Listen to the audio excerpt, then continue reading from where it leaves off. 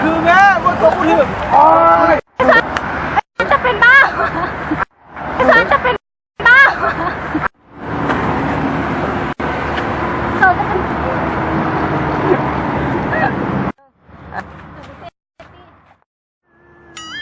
ว้า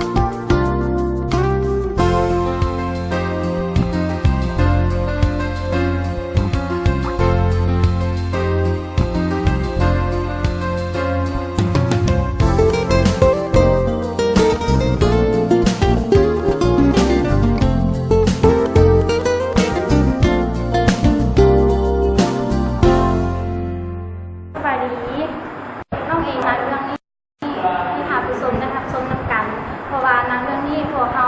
ทีมงานพวกเขาได้ตั้งใจกันอย่างเต็มที่เพราะว่าคนสิโตกฟาสเดดเขาก็จะสานต่อผลงานนี้ให้สำเร็จแล้วขอบใจสบายท่านผู้ชมตอนนี้ทีมงานพวกเขากำลังค่ายฉากสำคัญคือค่ายฉากดึงกระเป๋าท่านผู้ชมเขาก็มันแน่นอนท่านผู้ชมขอทุกคนติดตามชมได้เลยตอนนี้มันห้อนหลายท่านผู้ชมกำลังจ้างห้องให้นักเอกซี่เราลองสัมภาษณ์เบาเมย์อุ้ยแล้วเมื่อกี้จะว่ามันก็ได้ยินหรอกแอคชั่นครับขึ้นไปจับไปเลยอุ้ยช่อนมามันหักหัวจ้ะวะเซ่หุ่นยานนี่โอ้ยน้องพวกเขาแต่งงานกันมันไปแล้ว2 เดือนแล้ว2 เดือนละโอ้คือคนเดียวเนาะโอ้ยไอ้มื้อนี้น้องดื่มใส่เขานะฮะลืมมาเข้าวะโบเป็นหยังเดี๋ยวมือนี่อาชิพาไปกินข้าวอยู่ห้านอาหารแซ่บๆคิดว่าไปห้าส้มดาวไปได้บ่หน่อยกินยังล่ะ